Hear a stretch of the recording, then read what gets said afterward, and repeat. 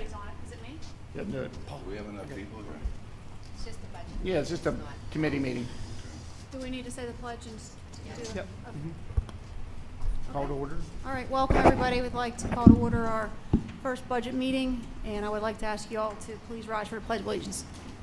Green. I pledge allegiance to the flag of the United States of America and to the republic for which it stands, one nation, under God, indivisible, with liberty and justice for all. This time I'll turn it over to Mr. Shaw, Business Manager. All right. Thank you, Mr. Ricci. Welcome, everyone.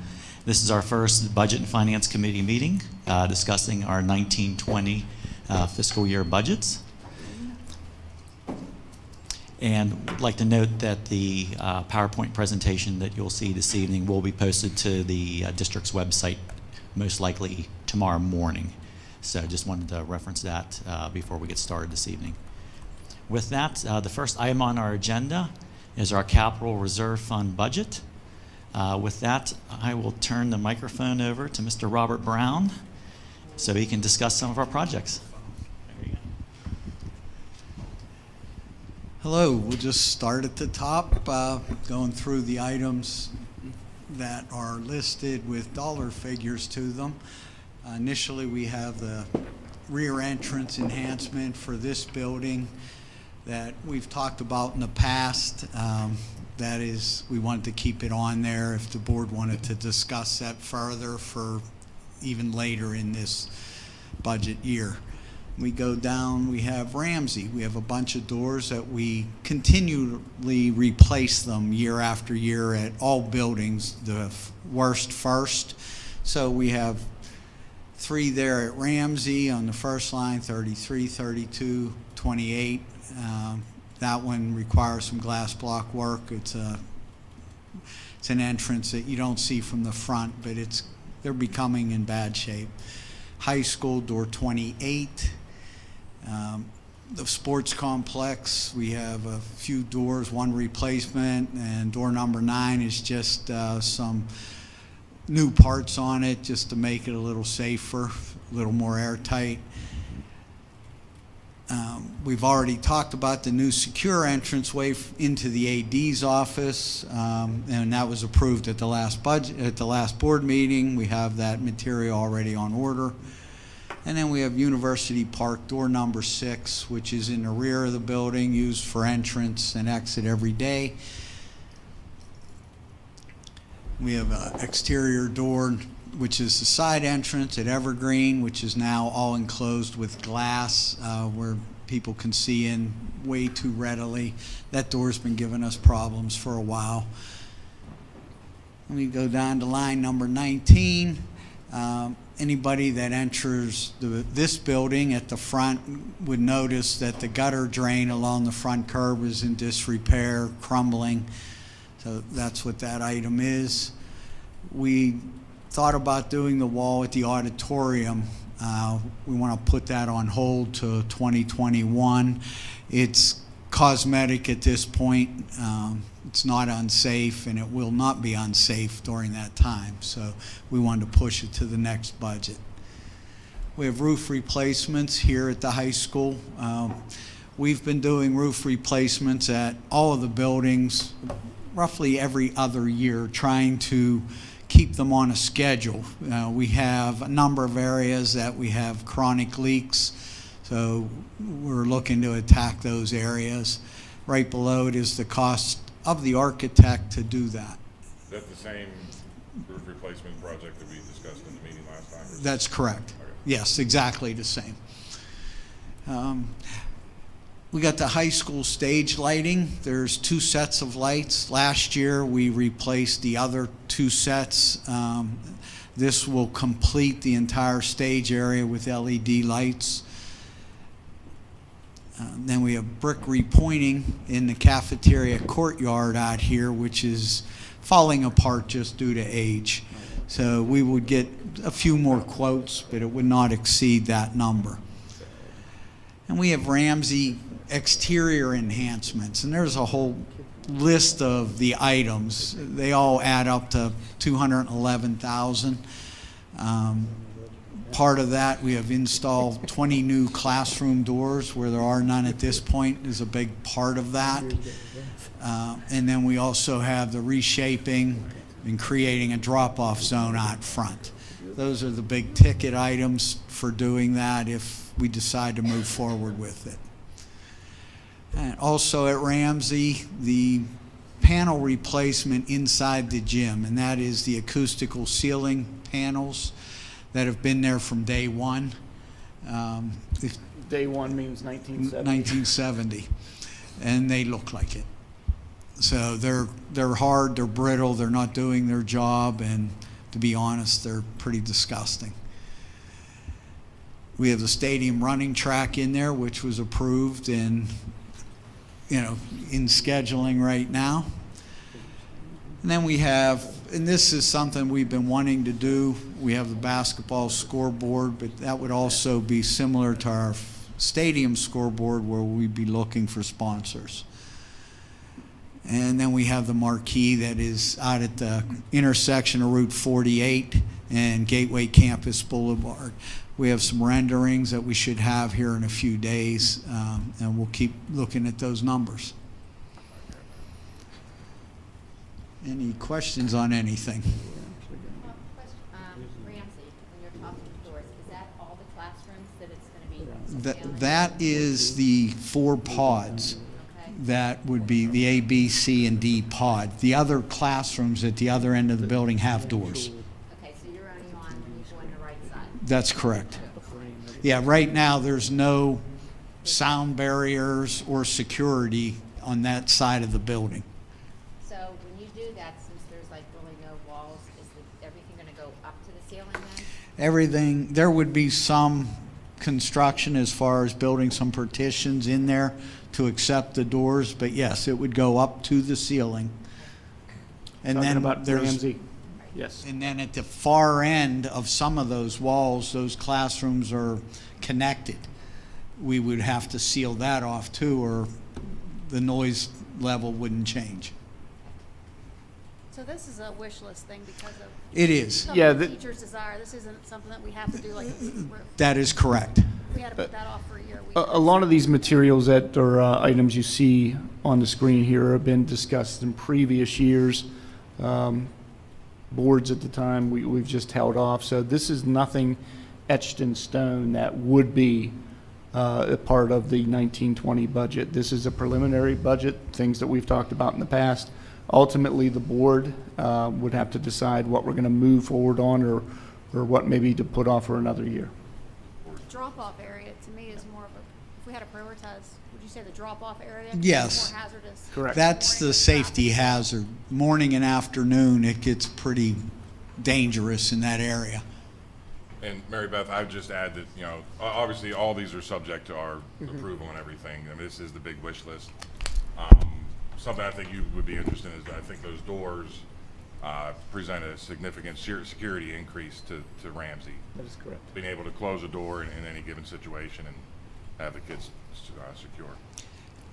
And I would just like to add, in terms of this budget or any of these budgets, I mean, even when the budget's approved, the actual projects still don't need to be go down the road in terms of actually approving them. So, a lot of things depend on the actual costs and things associated with that we've seen in the past. Bob, I know we had discussed, along with the doors at Ramsey, because about insulating the walls between them, because Mr. Bova pointed out that teachers said to him that the teacher's working on that wall, the other teacher has to move to the other side of the room.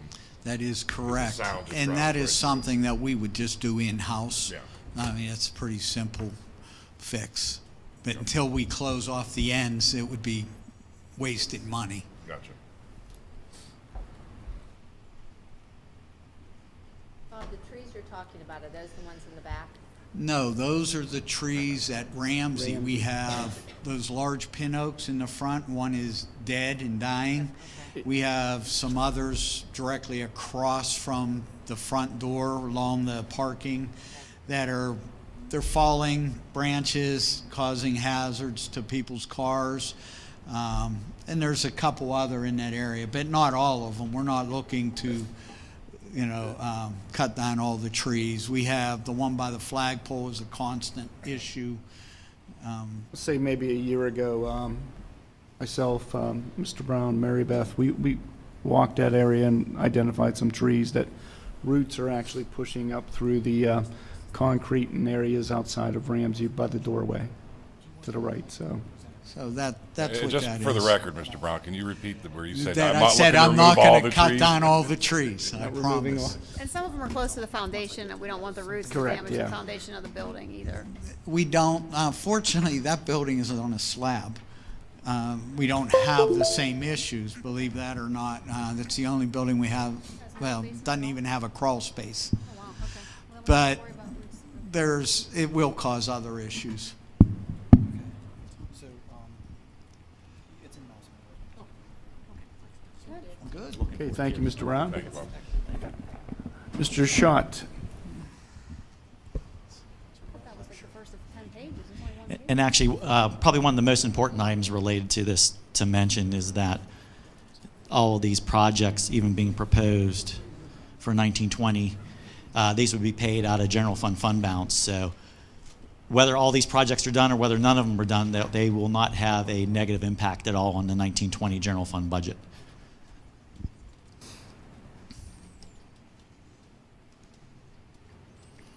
All right.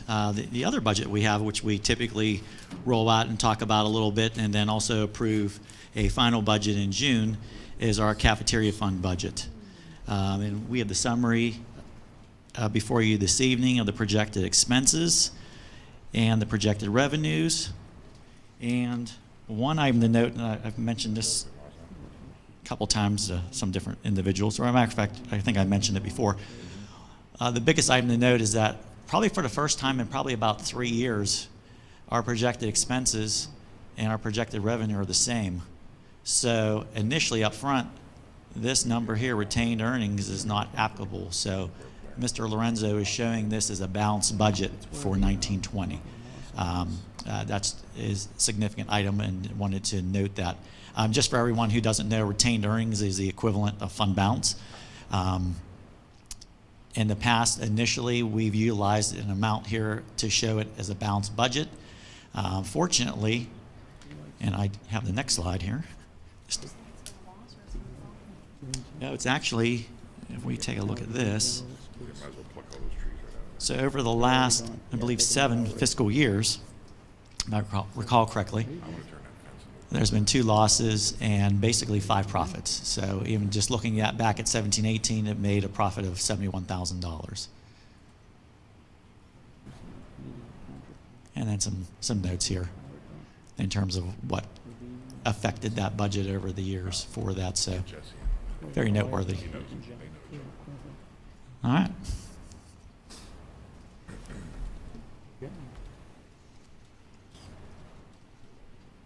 What? But, yeah.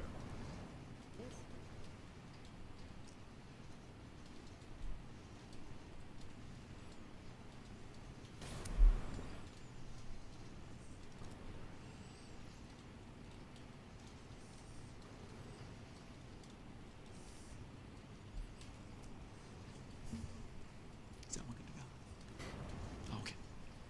All right. And with that, we will transition into our general fund budget.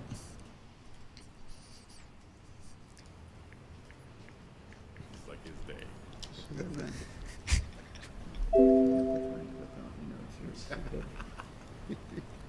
All right.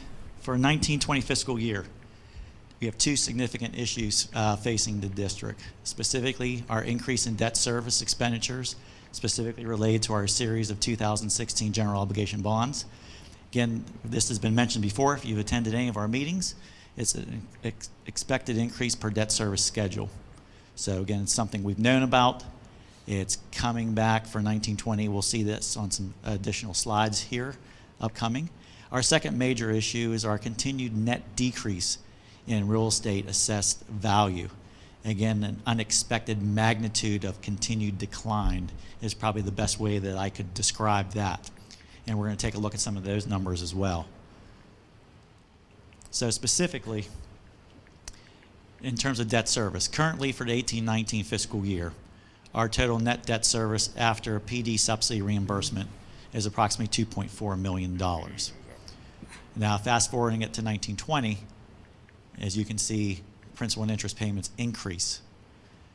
And obviously our PD subsidy increases, but we're looking at a net amount of $3.5 million. So if you take the difference between the two numbers, almost $1.2 million of net debt service will be increasing next year.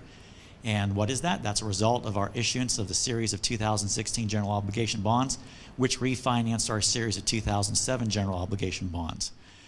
What that came about as, well, there was an opportunity based on the interest rates available in the marketplace.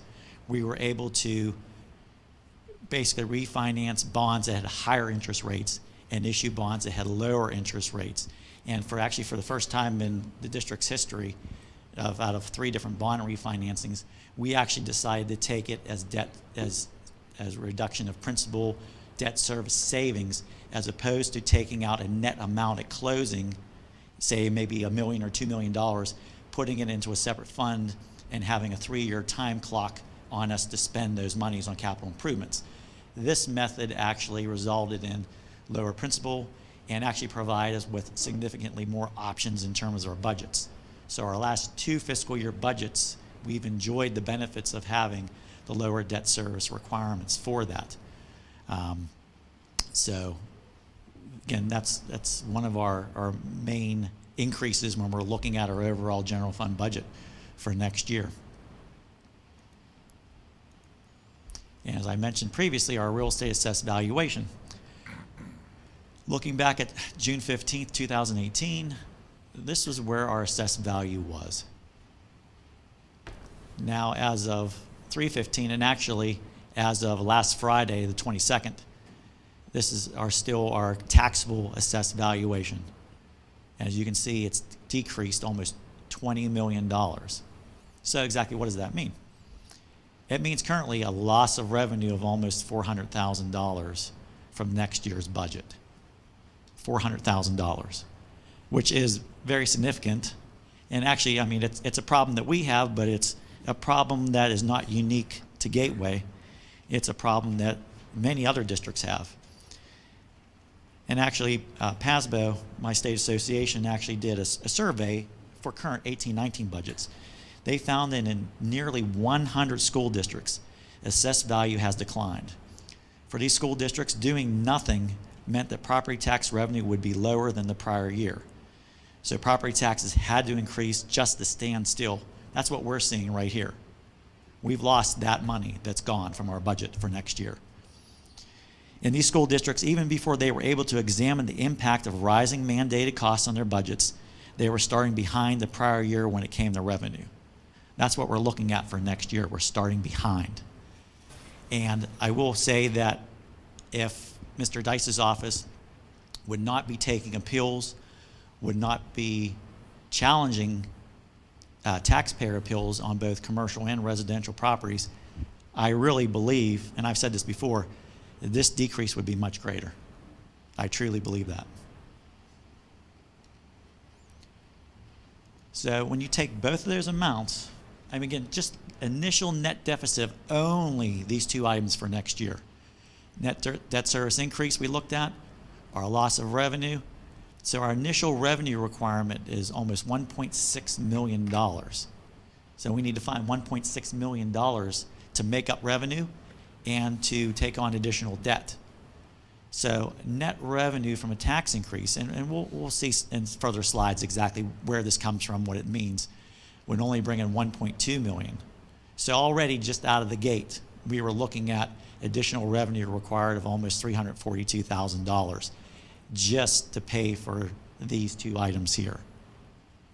And again, this does not take into account any other expenditure or revenue increases or decreases for 1920. Obviously, we know we have a big budget. There's lots of those to look at, but just wanted to key in on these 2 very big major items, major issues that we have looking at for next year. So what does that mean? As we normally do, we like to start off with where we sit for right now. And again, this budget is fluid. It's constantly changing. Even the expenditures I'm going to show you here in a couple slides, I've already changed them from various updates. But right now, we're looking at preliminary total revenue of almost $77.3 million. And note that the revenues, this number, it currently does include a real estate tax increase greatly recommended for 1920. So as of right now, with where this stands, looking at an increase of almost $2 million, or almost 2.64% over the current 18-19 budgeted total revenues. Likewise, our expenditures, as they sit as of when this was prepared, $78,313,000, increase of over $3 million, or almost 4% over the current 18-19 budgeted total expenditures. So you take those two items together, our increase in revenues, increase in expenditures.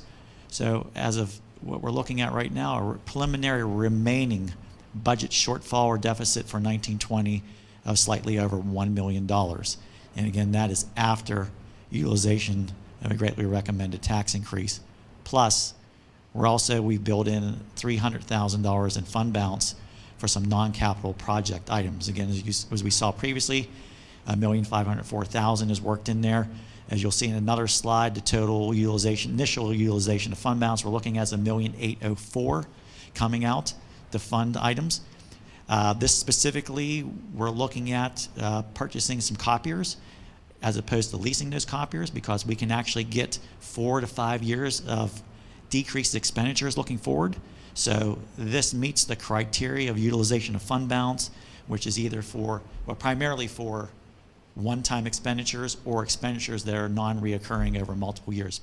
The more years, the better. Obviously, roofs, 30 years, walls, things along those lines.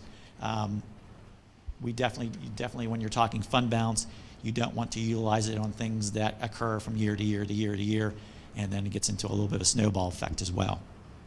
And we'll talk about that a little more as well. So again, those totals do not take into account district staffing. That's going to be carried out in the next couple of weeks during the month of April. It's hard to believe we're getting in the month of April, but again, 67% of the total preliminary budget, salaries and all the various benefits that we'll see here in some other slides, 67%.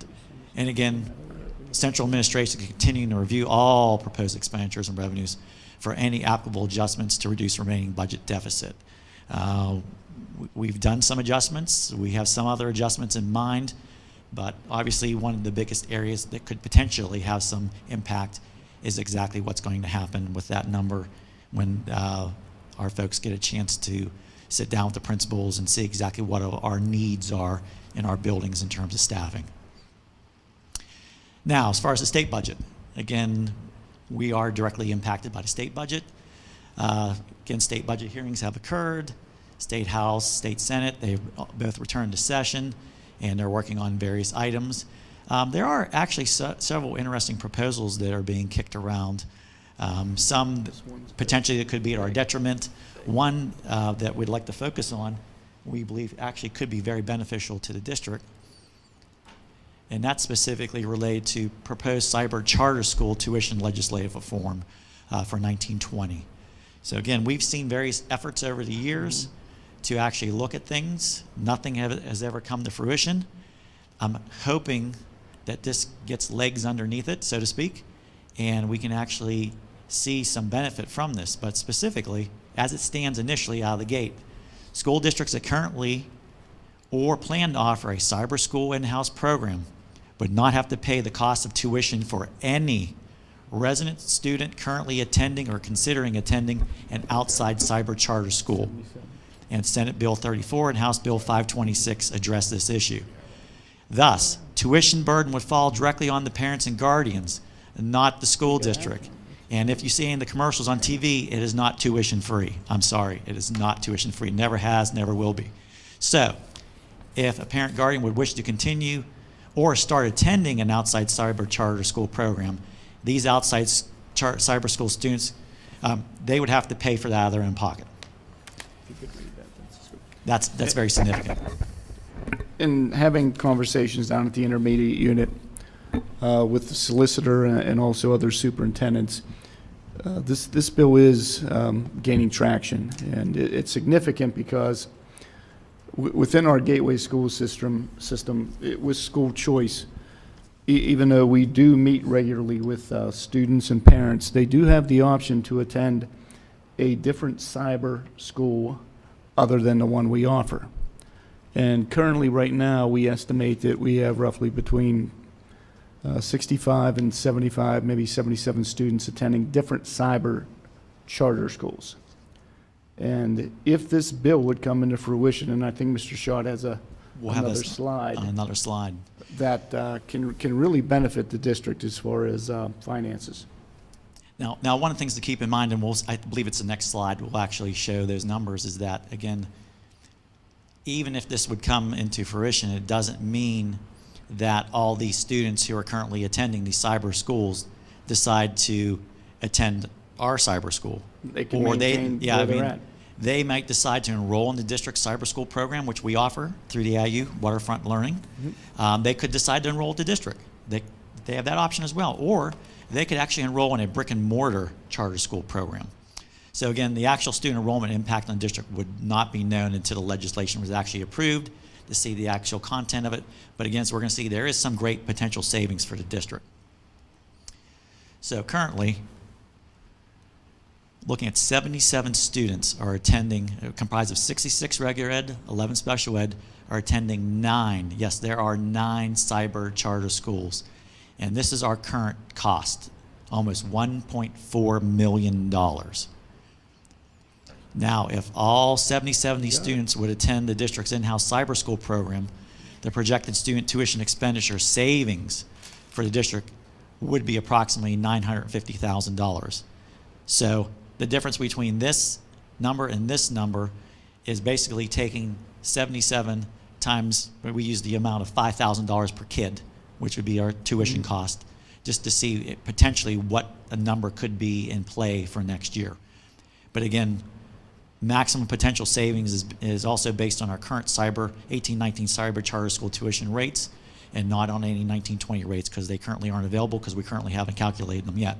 But just to give you an idea, I mean, $5,000 through our cyber program is a lot better than paying almost $14,300 for a non-special education student, and almost $36,000. Yes, $36,000 for a special education student. Just so the public understands it, and I believe Mr. Schott did indicate 9 different cyber schools. We pulled information today through our enrollment registration process, and we've seen these billboards out in the public. I mean, if you're driving around, you've seen these PA Cyber Charter School, Commonwealth Connections, Agora Cyber, Leadership Charter School. All of these are cyber charter schools where the education is done at home via online learning. Information has been sent to the families. We've asked to meet with them. However, this comes down to school choice, and ultimately they decide this. And this bill would be quite significant to not only Gateway but other school districts as well. Right? I got a question. So, looking at the costs here, so for this past school year, we've spent $1.3 million for the 77 students. Yes. And you mentioned that for the 948 is based off of $5,000 per student. So where's the difference in $400,000? Well, this would be the savings. So basically, the 77 times 5,000 would be our maximum. That would be our cost, assuming that they would all decide to enroll in our cyber program. If they would come back and enroll in not Yes. our cyber, we would still have to pay through the IU. So that 400,000 would be To our educate cost. the kids in so our that cyber would, the program. 950 would be actually be our savings on that, Yes. compared to where they currently are placed for that. So, I mean, almost $1 million. You know, when we saw that, you know, our a little over a $500,000 brings in $1.2 million, that's huge on our budget. Mm-hmm. I mean, ideally, what I would like to see happen is that if they could get something in place now, that could have an impact. I mean, now again, the big question would then be, let's just say something comes through very similar to this. The wild card is, do we say we're going to be able to bring back half of those kids, 25% of those kids, 75% of those kids? That's the part we don't know. But Can I it ask would. a question Sure. of Mr. Short, actually? Isn't it true that if a student comes through Gateway Cyber, they get a Gateway High School diploma. You are absolutely If correct. they go to, is it any other cyber or just PA Cyber, they get the equivalent of a GED? Well, it's not equivalent to a GED, it's equivalent to their diploma. If they attend PA Cyber charter school, it's a PA Cyber charter school diploma. It would not be a GED. Okay. But I think that's something that It's people need to very be aware of. significant If you're at and, Gateway Cyber and you graduate, you get a Gateway High School diploma. That is absolutely correct. Okay. And again, this is another effort aimed specifically at the cyber charter schools. There's been a few efforts over the years. Probably one of the biggest concerns between a brick and mortar and a cyber is that, similar to us, a brick and mortar has buildings, so they have various overhead costs. A cyber school does not have those same overhead costs. So the contention has always been, why are we paying the same tuition rate to a brick and mortar as we are to a cyber? And understand Why? that they are for profit. Profit, yes. That's important to understand. The Yes. public understands that. They are for for profit, unlike a public school district. Correct. And a lot of times people do not understand that. So they don't pay the gateway diploma? No. They Nope. pay cyber. You got it. You may not know the answer, but you might. What does that do when you're applying to colleges or trade schools? Does it carry the same weight, or is this sort of? I'm not sure I'm in a position to answer that. I can only speak for Gateway and the services we offer, because I don't know the curriculum or choices they offer as far as AP and other school or other courses. But if you're asking me personally, I would always recommend to a parent or a child, enroll, go into a public school setting in order to receive the education that we know is outstanding here at Gateway. I was going to say, just the kind of dovetail off of that. Dave? What's a family typically pay for tuition to a cyber school? They don't pay anything. Nothing. We pay. The We bill pay. comes We pay, here. yeah, we Every pay time you our hear- cost to educate a student to the cyber school. That's the It's ama- argument right now. It's amazing. I have to admit that I literally yell at my TV when I hear them say tuition free. Yes. And I see the billboards When you that are watch out those there, because commercials and it's you see not. the bill- Nothing is free. Somebody always has to pay for it. Someone pays, we pay, all school districts pay to some level for that. It is absolutely amazing. And Mr. Sean highlighted that if it is an IEP student and they are attending a cyber charter school, such as one of the ones I listed here, in essence, the tuition could be $36,000? $36,000. $36,000. Well, and then what's happening is, a side note, is a lot of And cyber that's schools. online. That's not That's like online. going into a school with teachers. It's online. So if you think, if you think about what's the cost of a computer, what, maybe $1,000? Yeah. You know, what other costs would they have? You might have one teacher that's sitting there with a headset on. you That's know, it. Just monitoring students. So their overhead is very low. They won't ever admit that. And again, yeah. Yeah, that's it's where I was for just about to profit. go. Well, there's also Huge. there's been an increase in the amount of special ed students in the cyber program. So they're looking at that too, because the cyber program knows if they can label a child as special ed, they can get more money from us for that child, thus more profit for do. their cyber school. So I We- do really think Harrisburg is paying attention to this now. They are. And It's I gaining really think traction. some kind of reform is going to come on the cyber school No reimbursement. doubt about it. So it's 36,000 a year. Like Yes. that's more than I'm paying for my nursing. Yes. Depending Yes. upon which cyber school we're talking about here. Well, I mean, actually, that's the rate. I mean, for a Yeah. brick and mortar or that's Yeah. this is what we have to calculate, and we put out there. It's $36,000. And it's very frustrating for that. And let's say we've seen students leave who are regular ed, and then you see the billing, and all of a sudden they're special ed. That happens too. But the way the charter school law is written, it's really written towards them. I mean, there's a lot of times where we feel that we are subject. They're running the show. Let's put it that way. In different subject, but if we're looking at a brick and mortar charter school, if a family would move into the Gateway School District, say Monroeville, and they have been attending Propel Homestead. They want to continue to attend Propel Homestead. We can't do anything, and we must provide the transportation. Yes. A van every day that takes them to Homestead, picks them up, takes them home. That's correct. We are not able to And force them we to attend have to Propel pay for it. Pitcairn. So that is an additional burden on that as well. And that's another thing that's not even quantified up here. What would be, well, I mean, Well, that could even affect what this is, again, depending on if they would attend some of those other brick and mortars that fall within our 10-mile radius that we have to transport to those various schools, like some of the other Propels.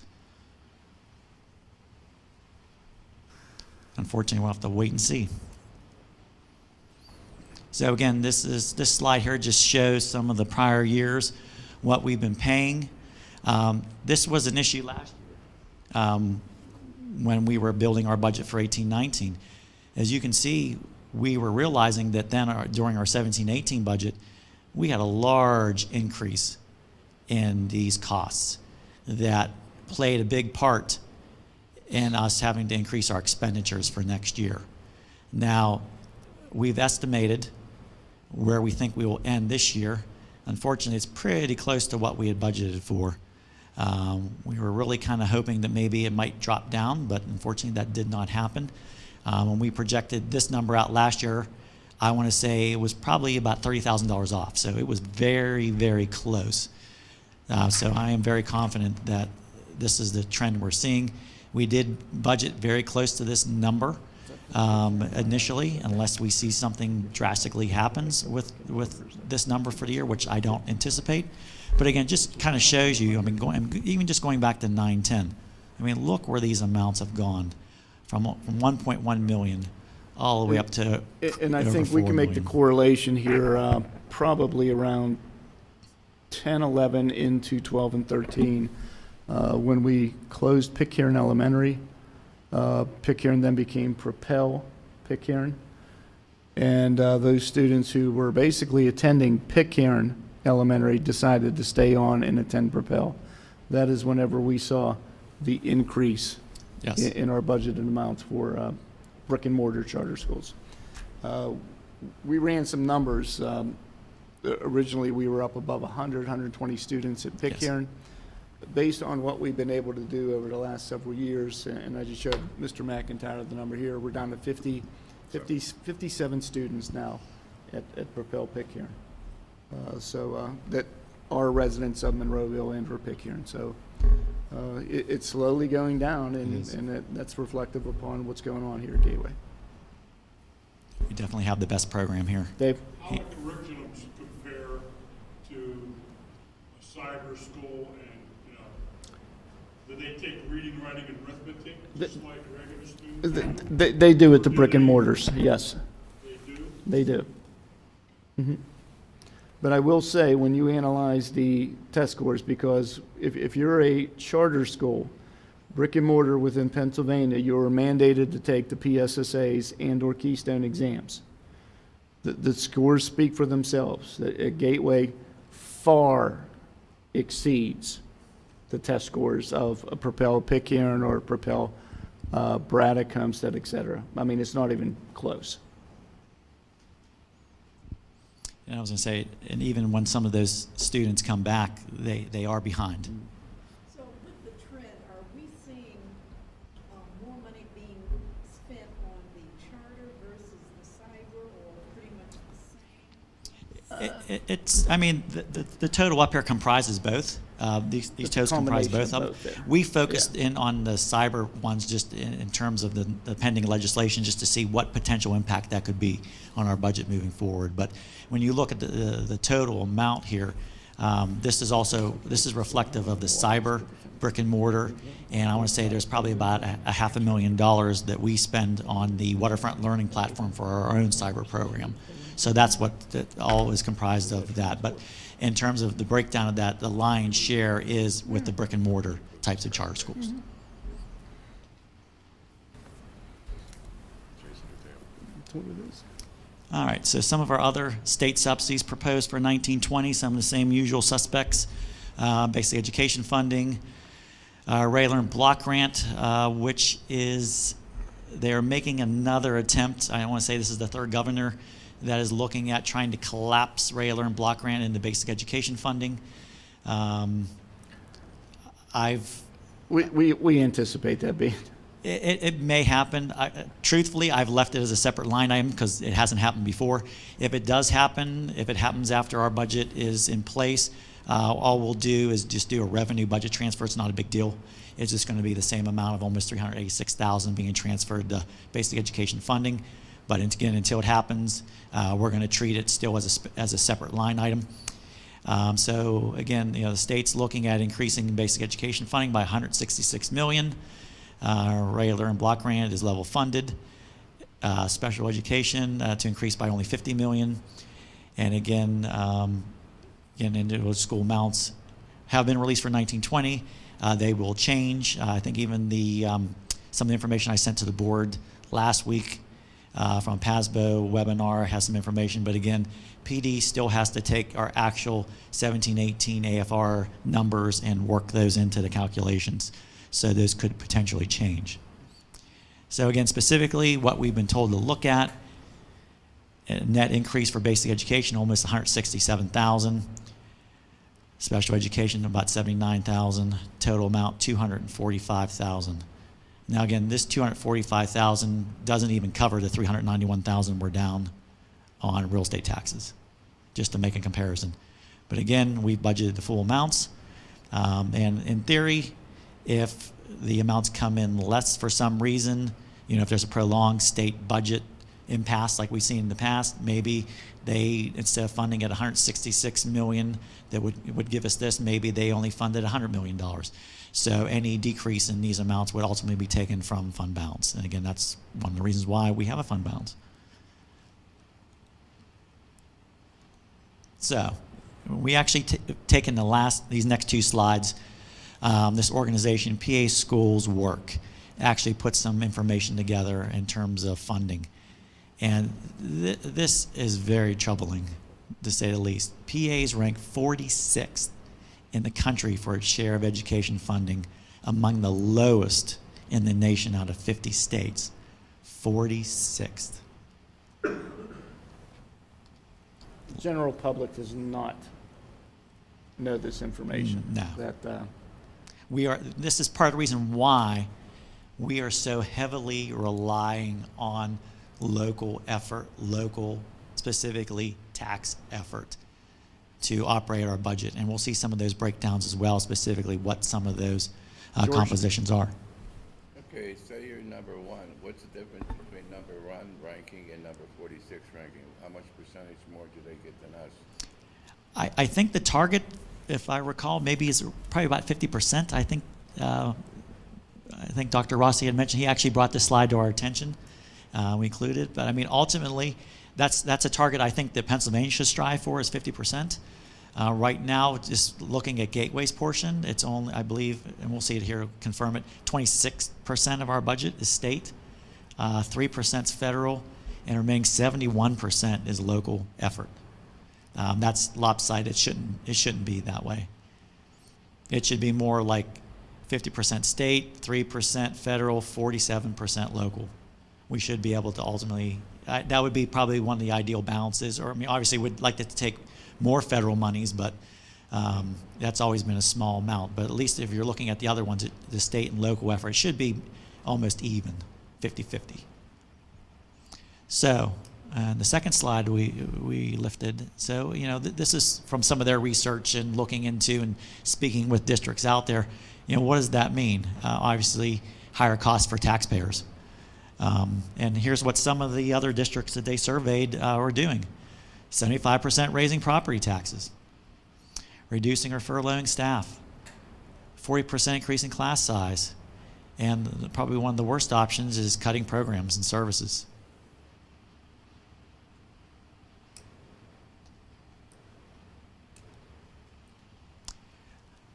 In terms of PA pension reform, not a whole lot out there. Act 5 of 2017 will begin on July 1st.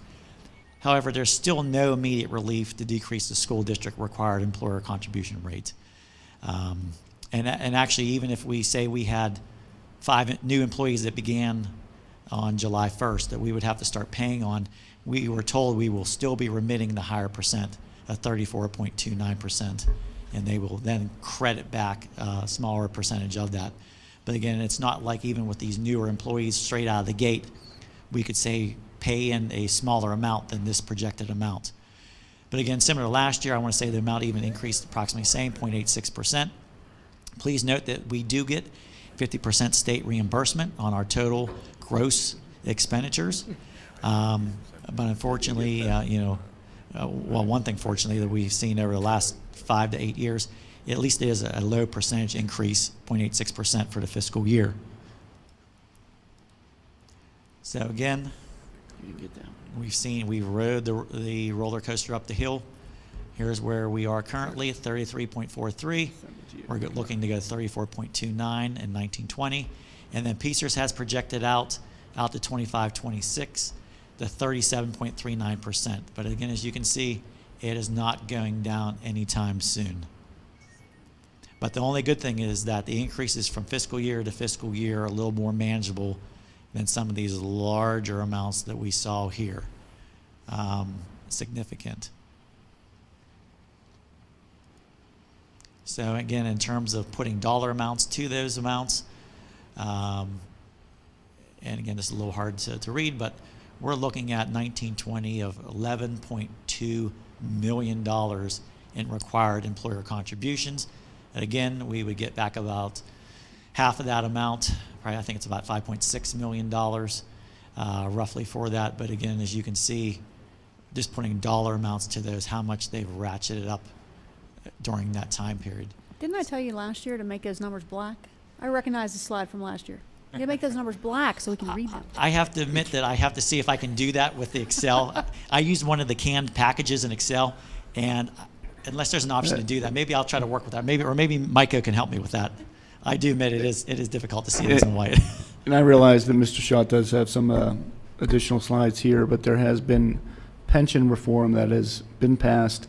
However, we won't see any impact on that at least for several years. But any new employee moving into the system has a different plan. So. Yeah, exactly. And actually, one thing I failed to mention with the Act 5 is it is more of a traditional 401k type of plan.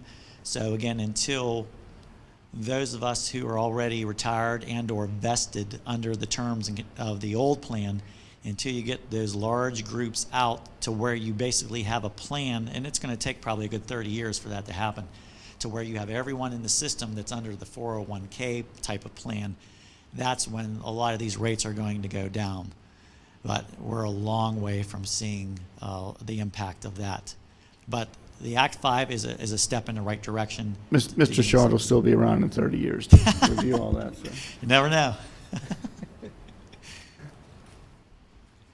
And again, as mentioned previously, 71% of our revenue comes from local effort, only 26% from the state, and 3% from the federal. And again, as we've seen with some of the previous numbers, flat or very little growth projected for 1920, and again, looking out for several future fiscal years as well.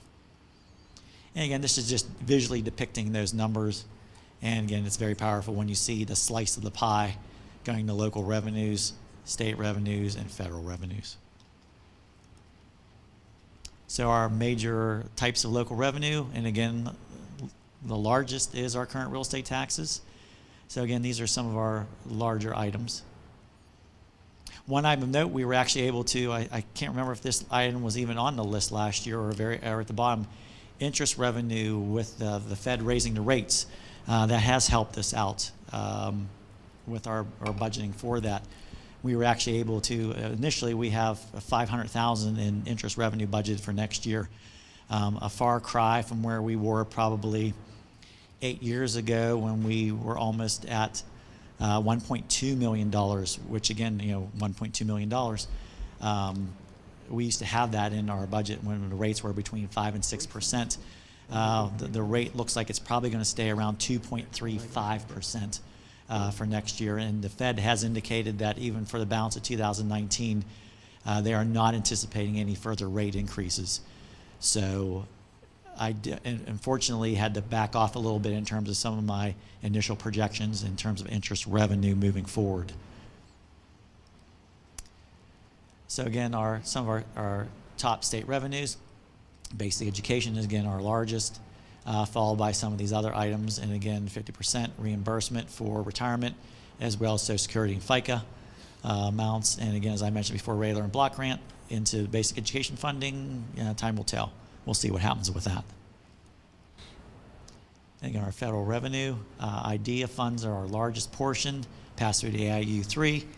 Access funds are also passed through them, and the lion's share of their other title funds are passed through the Pennsylvania Department of Education.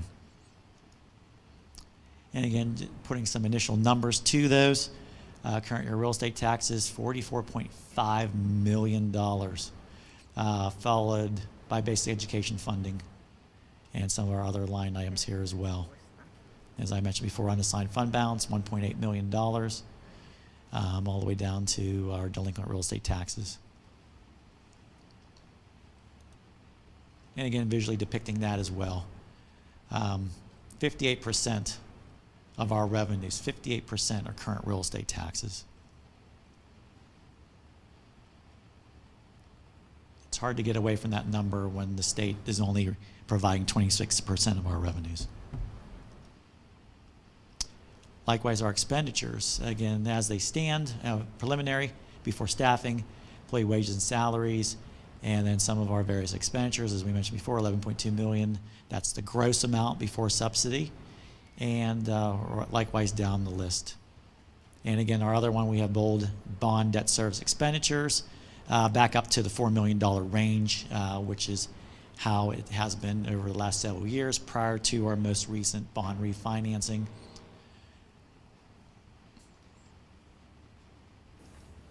And again, just visually depicting that as well. One of our largest components, followed by the various employee or related expenditures. And again, just looking at, again, 42% wages and salaries, 25% for the employee benefits as they sit, for a total of the 67% of the total 1920 budget as it stands in this presentation. And again, we're still working on the expenditures, constantly taking a look at ways we can cut, ways we can maneuver strategically with next year's budget and also the current year's budget. As you'll see in some later slides, constantly working with that. As new information becomes available for expenditures, we are updating accordingly. And again, some of that work is going on even yesterday, today. We have our bids back, so we have been updating. So some of our building budgets have changed based on our actual bid pricing that we receive from vendors. So again, constantly updating. Likewise with revenues, constantly updating those as well as new information becomes available. You know, maybe the state will pass an early budget. We don't know yet. Depending on what ultimately comes out of that budget, we'll adjust as much as we can prior to us being required to pass our budget by June 30th. So stay tuned on that as well. Now, getting into millage. And again, just some basic information up here in terms of what is millage. You get some very good information just for everyone to share. So currently, where do we stand in Allegheny County? We're currently at 19.8675 mills, and we're currently 15th lowest millage rate out of the 42 school districts in Allegheny County. The lowest is currently Chartiers Valley School District. The highest is Brentwood Borough School District. And again, these millage rate rankings will probably change for 1920 fiscal year due to upcoming Allegheny County School District millage rate increases. And if I recall correctly, I was looking at one of my sheets before the meeting. For 18, 19, 28 out of 42 school districts raised their millage rates. 28. So again, as we always do, we like to look at our immediate neighbors. Where are their rates? What did they do? And these are the rates. And as is asterisked here, 3 of those 5 school districts actually increased their millage rate for 18-19. In terms of what's going to happen for next year, time will tell. We will ultimately have to see what those school districts will ultimately do. And again, we selected some other select Allegheny County millage rates. Again, Chartiers Valley, the lowest. We threw in a couple other districts who weren't our immediate neighbors, just to show how we compare with some of those districts. And again, with the highest here. So here we are right here again, 15th amongst this selection range of other school districts. As mentioned before, our assessment issues. Again, we're still seeing appeals. Appeals are happening. Owners are taking appeals. We're taking appeals. It's very difficult, almost impossible, and very frustrating, I will admit on my part, that we can't quantify this process. We can't say even a look at, say there's 20 appeals pending and know what's going to happen with those 20 appeals. We don't know how quickly they'll be settled, as we saw with the mall last year. It took over 3 years for that process to conclude before we knew what the impact would be financially for that. So again, this issue, as we saw earlier, we saw a decrease of almost $20 million in assessed value. Where that continues, we have to see what happens with that. But again, I truly think that Mr. Dice's efforts in his office to combat this as much as we can is making an impact, because I really think that we would see greater declines than what we're seeing in our assessed valuation. So again, this shows back in 2013, after the second Allegheny County reassessment, where we started with a valuation for that. We did build in a couple of decreases over the year, over that time period. But again, we started here and we are down here. So just taking the difference between these two numbers, it's over $145 million of assessed valuation that is gone. Now, if you net in our $41 million of adjustments, it's still almost $105 million of assessed valuation that is gone, or almost 4.29%. That's significant. And the next slide actually depicts that decline. Again, here, down to here.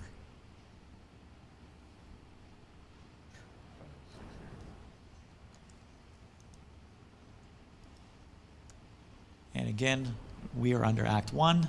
What does that mean? We are operating under a 2.7% adjusted index for next year.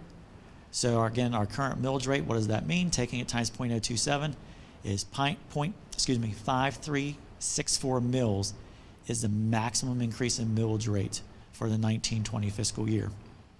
Thus, maximum amount the real estate tax millage rate could be for 1920 fiscal year, we taking our current rate plus the 0.5364 would be to 20.4039 mils, which I looked at where this would fall under the current rankings. This is assuming that no one else in the 14 below us would increase their millage rate. We would actually still maintain a 15th lowest ranking for 1920, but again, we wouldn't know until we get to the end of the fiscal year and the dust settles, so to speak, on what all of our neighboring school districts decide to do or need to do for next fiscal year. So again, just looking at that millage rate again for that. And again, what is 2.7%? To put the dollar amount to it, $1.2 million, the same $1.2 million we saw earlier in the presentation. So again, just kind of isolating the one line item we saw earlier, the amount of revenue we could currently bring in based on, again, the current assessed values, because as we've seen and we know, they do change. Taking into account that just the net increase in debt service would only leave a remaining available amount of $49,000 for other 1920 expenditure increases, which again, I mean, that very little would remain even from that tax increase. This is some historical information we put together that depicts the district's millage rates for the last several years, whether we actually had to increase the taxes over those years, by what number of mills, and whether we utilized any fund balance in conjunction with any tax increases. There were a couple fiscal years, 06, 07, and 16, 17 indicated here with the asterisks, where those years we did not raise the millage rate and we did not utilize any fund balance in order to balance those budgets. Some of these other budgets, specifically this budget here in 910, we did utilize a portion of fund balance to pay for the renovations to the Cleveland Stewart Junior Elementary School, and we also utilized funds from a bond refinancing that year to also pay for that project. Some of these other smaller amounts were utilized initially to balance the budget. 14, 15, a very large amount of money was utilized to balance the budget, which fortunately we did not have to utilize that amount, thankfully. And we have a smaller amount to balance the budget. And then the most two recent fiscal years, these amounts were specifically built into the budget for capital repair projects, similar to what we saw earlier this evening with the $1.5 million. And again, pulling fund balance to basically transfer that. What we're required to do in the general fund budget is show it coming through as a revenue and also as expenditure in terms of the transfer to the capital reserve fund. Ultimately, at the end of the day, no matter what that number is for that transfer to capital reserve fund and taking out a fund balance, it has a net effect of 0 on the budget for next year. So whether we elect to do 0 projects or whether we would say decide to do $4 million in projects, it has a net effect of 0 in terms of those expenditures occurring for next year based on how we're utilizing the revenue to fund those projects. Very important to keep in mind. So again, as we always like to do, what would a tax increase mean in terms of dollars? And again, taking the median value, most median value available on the Allegheny County website from Monroeville, at the maximum 2.7% index, we're looking at a $58.15 per year increase on a property valued at $108,400. And then breaking it down further, what does that mean? What did that mean per month? Almost $5 per month. Likewise, in the median value of a property in Pitcairn, $34,600. That would equate to almost $19 per year, or slightly less than $2 per month increase. Now, we've talked about before, the homestead exclusion. Not looking for any windfall there as well. This is revenue neutral to the district. So what does that mean? Whatever we receive, we pass through. So we won't know until, I think it's May 1st, and actually April 15th, the state will determine whether there's any gaming revenues available for distribution. And then in May 1st, PD will certify and officially release the actual distribution amount that we will incorporate into our calculations, and again, pass that number on to those who have approved homesteads within the municipality of Monroeville and the borough of Pitcairn. And again, assuming that there's money to distribute, this will be the 12th year, it's hard to believe, in a row for state gaming money. But again, revenue neutral. This money is passed through. There's no gain to the district for that. And again, unfortunately, when this was rolled out, it was anticipated and hoped that maybe this could potentially replace real estate taxes. But unfortunately, as you can see, the number is very stagnant during all these years. There has been no major increase from 08 and 09 all the way up to 18, 19. And just looking at this snapshot in this term for that, I think other gaming monies have been diverted long ago to other areas of the state budget. And it doesn't look like that's going to change anytime soon.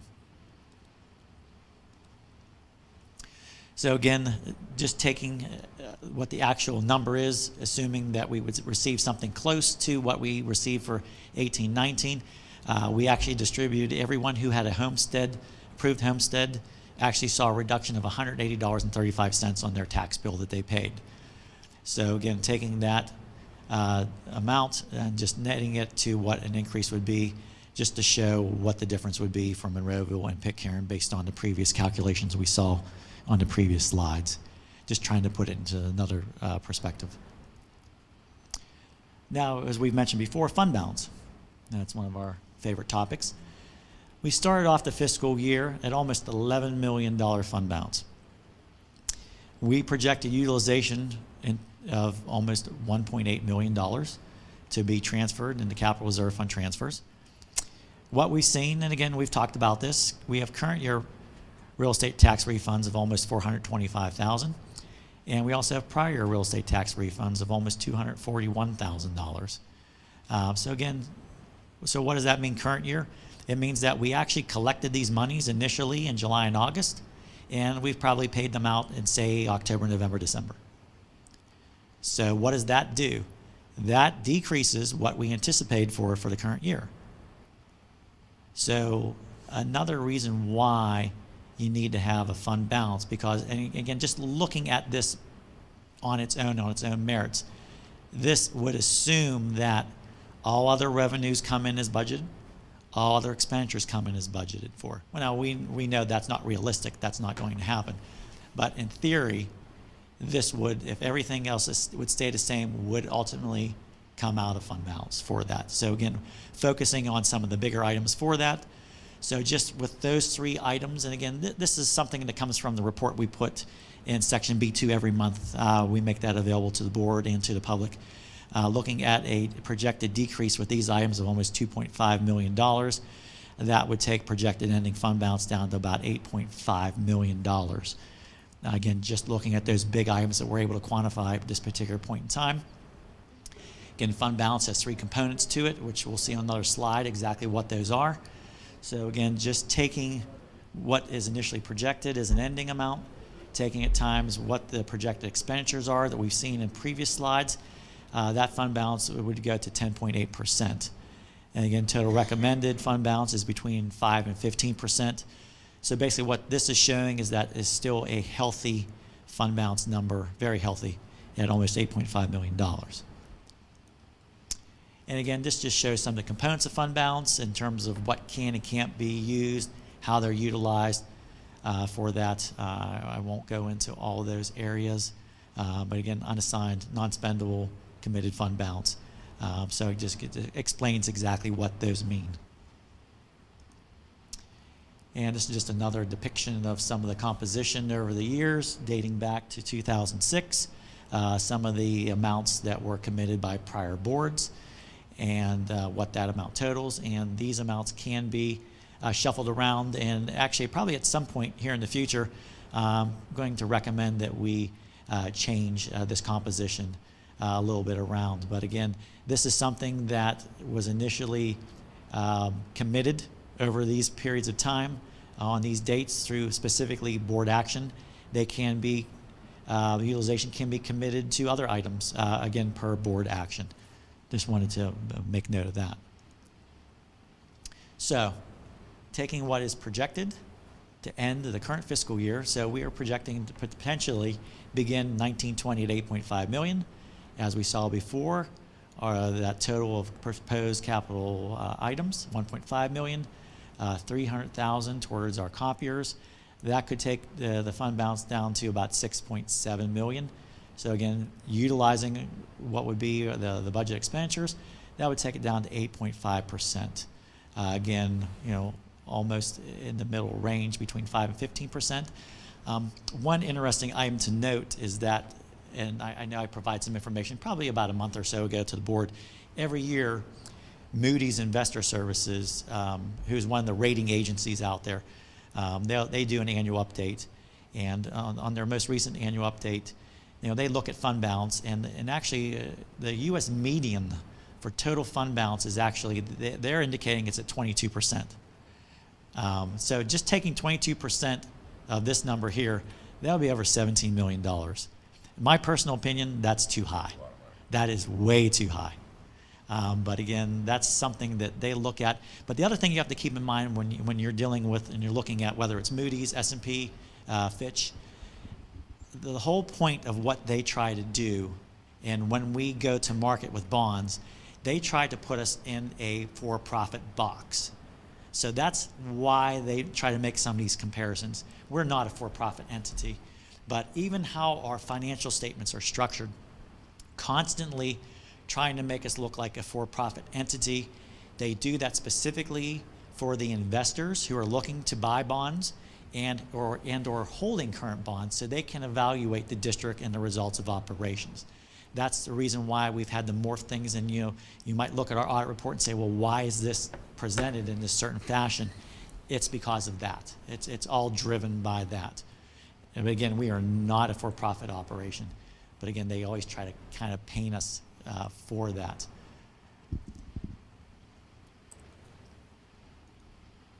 So, some of the things that we are looking at doing, and again, we've looked at and proposing to do, we looked at all the 1920 expenditures.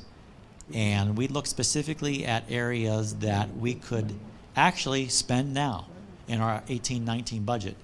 And I have to tell everyone that a large portion of this, over $300,000, that's available now is directly coming from the efforts of Dr. Rossi and Dr. Chakey in terms of how they structured some of our current curriculum purchases. So they were able to utilize some electronic resources as opposed to utilizing some hard books for this, which greatly reduced our expenditures for the current year. So again, we have an option of some available expenditures, and we know that we have items that we need to purchase to maintain things that we need to do in the building. So it presents a great opportunity to take advantage of that situation and make those purchases now. So specifically, looking at a new truck with some associated accessories for that. So again, this is, and all these items have already been taken out of the total we saw previously, the $78 million. 4 types of scrub machines and scrubbers, which will make our operations more efficient.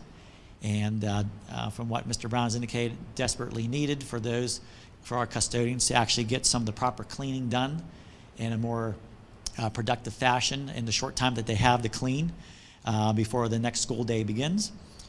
Also looking at purchasing some new technology.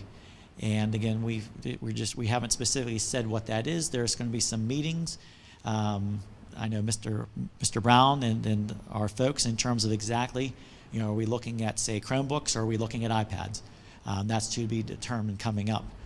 But again, we have the ability to make those purchases now. Looking at some athletic department upgrades. We have our phys ed, fitness, weight room, looking at some repairs, maintenance, and upgrades to that room. It's been a long time since we've done it. And actually, I think even going back to, correct me if I'm wrong, Dr. Short, but I think we had a contract with Coca-Cola many years ago. And one of the things with that they were doing at the time, it was $150,000 that was provided to the district that we utilized to purchase the original fitness phys ed weight room at the district. So again, and that's going back a long time. So again, some much needed repairs and upgrades are needed to that room. Another item that was being proposed is that for our trainer, the cart that he is utilizing the travel on our to and from our fields is in desperate need of replacement. So Mr. Ovesti had requested a new gas-powered cart to replace the existing one for that. So again, looking at these right now, grand total these proposed items of almost $424,000.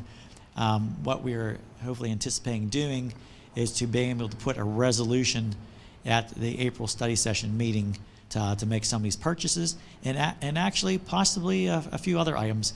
That's something that I'm in the process of doing, is taking a look at our current budget and seeing if there's other areas that are jumping out at this particular point in time in terms of underexpended expenditures that we can take advantage of that we had budgeted for. So again, the whole goal of doing this is to get budgetary relief for 1920, and we saw the deficit before, the remaining deficit of $1,013,000.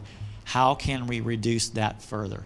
Obviously we mentioned staffing is one, but what other expenditures make sense to either be able to purchase now, or possibly, as we saw with the $300,000, what expenditures make sense to maybe tap into fund balance for that are of a non-reoccurring nature, and particularly a non-reoccurring nature that is not every fiscal year.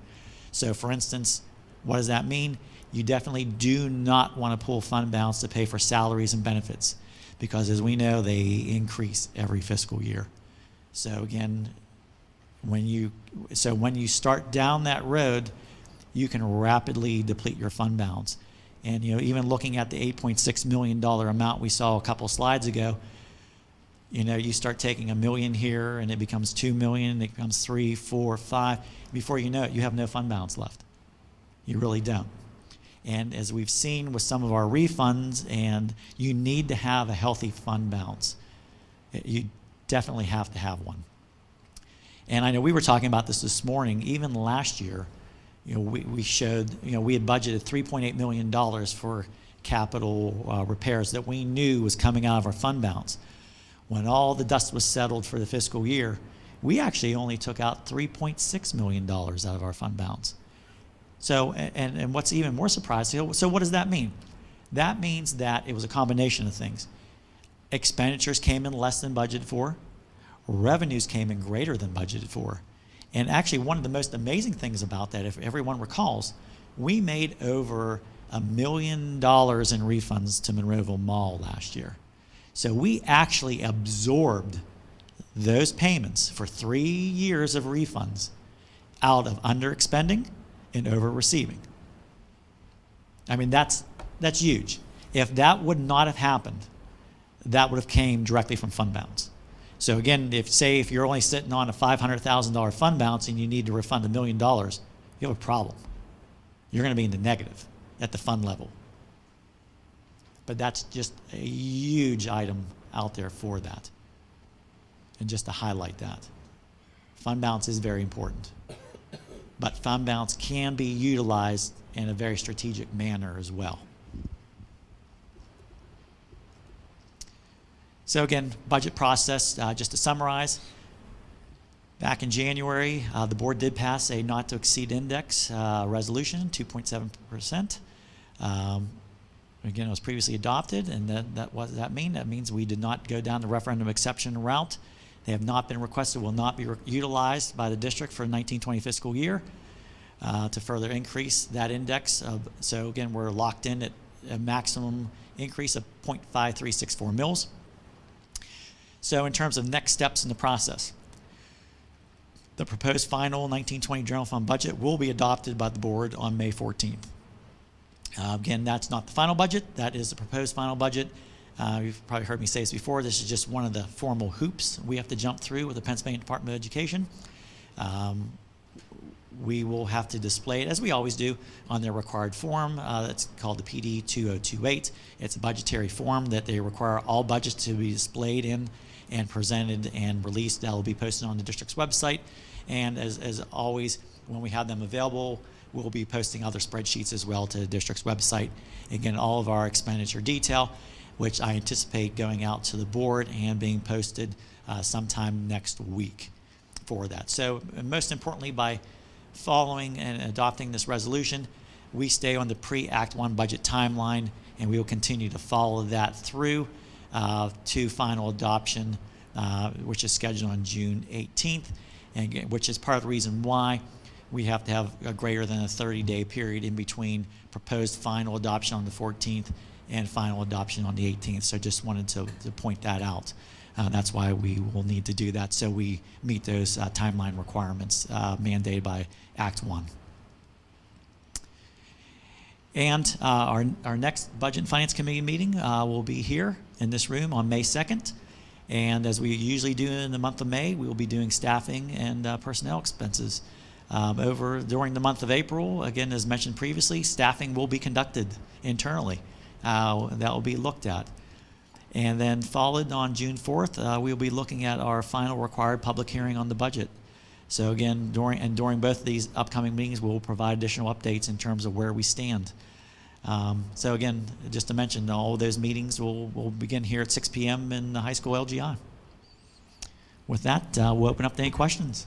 The stormwater that we are supposedly going to be billed with, even though we're appealing it, do you have money set aside for that to pay for this year, or are you not paying at the end of the year in case it's still? We currently paid for the current fiscal year. Okay. I still have I think it's $90,235 in for next year until we know for sure. So until we know how the outcome of that we have to keep it in the budget and assume we have to pay for it. Now, let's just say, for instance, kind of like what we're seeing now with the 18-19 expenditures. Say we're able to get our refund back for most of our properties that are eligible, that maybe don't fall underneath the MS4 requirements. So essentially what we would have for next year, it would free up $90,000 in expenditures to maybe to look at some other items in the budget or other needs that we know are coming down the line. We may be able to look at that and say, well, we know, for instance, that in and it's hard to say it's hard to believe we're looking at, say, 2021, we're going to need another 300 Chromebooks for the high school. That's going to be $90,000. So there's another opportunity to make current year expenditures without having to impact the future budget. So again, being strategic with under expenditures and looking at those opportunities to take advantage of those situations for budgetary relief in subsequent fiscal years. So, unfortunately with that one, let's see what happens. Hopefully it does go our way. That will be great for the district to be able to be exempt from most of those on most of our properties. I think there's probably maybe 3 small kind of vacant lot properties we might have to pay maybe a couple $100s on that would not be eligible potentially under that. But again, we'll have to wait and see what the ultimate verdict is once that goes and moves forward in the appeal process. Thanks. Yep. Any other questions from anyone? Mr. Schott, thank you. Once again, very thorough. You're A welcome. lot of information, and I think the public can see that as a district, we've been very fiscally responsible. And I commend the board for their actions over the last couple of years to ensure that that is the case here for our communities in Monroeville and Pitcairn. There are a lot of school districts that are envious of our position, and it's been a lot of hard work over the last 10 to 15 years. As you have known, that we've crunched some numbers, captured through attrition with staffing, but protected the programming, meaning the operations, the curriculum, and the courses that we offer our students. So once again, thank you for your efforts and appreciate everything you do. Thank you. All right. Good night, everyone. Good night, everyone. Thanks. Adjourned.